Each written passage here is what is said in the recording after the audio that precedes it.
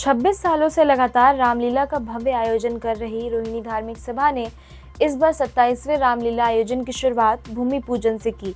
ये सिर्फ भूमि पूजन नहीं था, बल्कि आस्था, परंपरा और समाज की एकजुटता का प्रतीक था। इस अवसर पर रोहिणी धार्मिक सभा के प्रधान मनोज मित्तल और सभा की टीम ने हनुमान जी का ध्वज लगाकर भूमि पूजन का शुभ आरंभ किया। ये भूमि पूजन समारोह रोहिणी के जापानी पार्क में बड़े ही धूमधाम से संपन्न हुआ।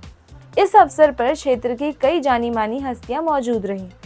इसमें क्षेत्र के सांसद श्री योगेंद्र चंदोलिया जी, दिल्ली विधानसभा अध्यक्ष श्री विजेंद्र गुप्ता, दिल्ली सरकार में मंत्री रविंद्र इंद्रराज, एमसीडी में सदन के नेता प्रवेश वाही, दिल्ली प्रदेश में भारतीय जनता पार्टी के सचिव और महाराजा अग्रसेन इंटरनेशनल हॉस्पिटल के अध्यक्ष नरेश कुमार एरन संस्था के मुख्य संयोजक भी हैं। विधायक कुलवंत राणा, रोहिणी जोन के अध्यक्ष अनिल कुमार और बीजेपी की पूर्व जिला अध्यक्ष श्री सत्यनारायण गौतम जी सहित कई गणमान्य सामाजिक और धार्मिक क्षेत्र की हस्तियां शामिल हुई। ये भव्य कार्यक्रम रोहिणी धार्मिक सभा के चेयरमैन सौरभ अग्रवाल, महिला संयोजिका सीमा कौशिक, महामंत्री विमल गर्ग, कोषाध्यक्ष मुनीश, राजेश जिंदल, सार्थक गोयल, मुख्य सलाहकार ललित गोयल, कुंवर विक्रम सिंह और सभा के तमाम पदाधिकारी की देखरेख में हुआ। इस बार की रामलीला का मंचन महेश्वरी आर्ट ग्रुप द्वारा किया गया, जिसमें परशुराम लक्ष्मण संवाद और राम परशुराम संवाद जैसे अद्भुत प्रसंग प्रस्तुत किए गए। इसके साथ ही कलाकारों ने शानदार सांस्कृतिक कार्यक्रम भी पेश किया। आयोजक और अतिथि महिलाओं ने पारंपरिक नृत्य कर पूरे समारोह में रंग भर दिया। समारोह में आए सभी अतिथियों और सदस्यों का पारंपरिक तरीके से भव्य स्वागत किया गया और स्वादिष्ट व्यंजनों की भी खास व्यवस्था की गई। इस बार रामलीला आयोजन के मुख्य आयोजक हैं दुबई की प्रतिष्ठित रियल एस्टेट कंपनी B&W। इसके फाउंडर चेयरमैन श्री अंकुर अग्रवाल जी को दुबई में गत वर्ष बेस्ट डेवलपर का इनाम मिला है और इस रामलीला कमेटी से कई वर्षों सक्रिय रूप से जुड़े हुए हैं और इस कमेटी के कोऑर्डिनेटर भी हैं। दुबई में अपार सफलता के बाद B&W ने अब दिल्ली में भी अपनी शुरुआत की है। समारोह में प्रवेश वाही ने कहा कि रामलीला का मंचन हमारे जीवन में खास महत्व रखता है।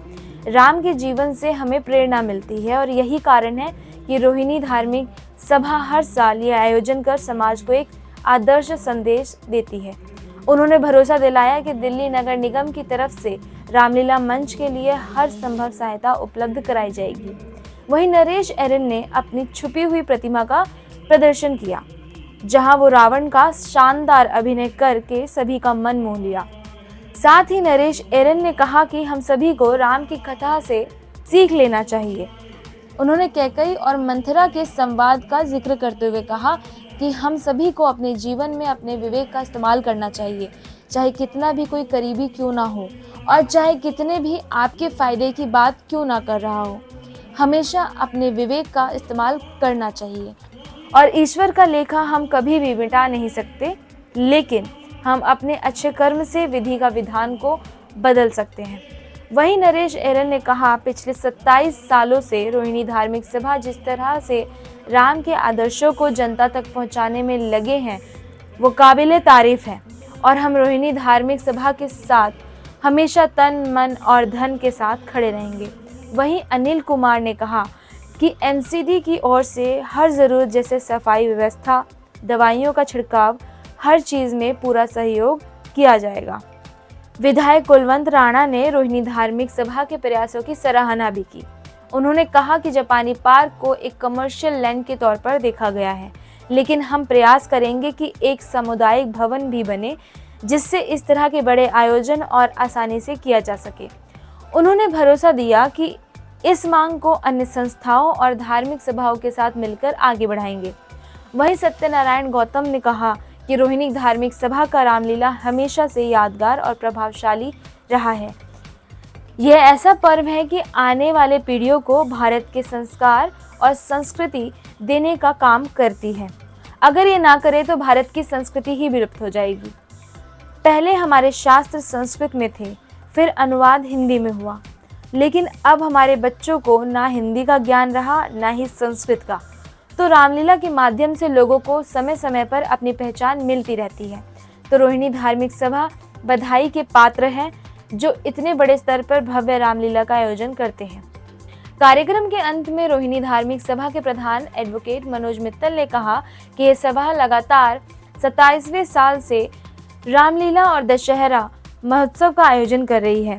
सन 2000 में इस रामलीला में श्री हनुमान जी हेलीकॉप्टर में जापानी पार्क से संजीवनी बूटी मधुबन चौक रामलीला ग्राउंड पर लाए थे, जो कि रामलीला के इतिहास में किसी रामलीला में पहली बार हेलीकॉप्टर आया था।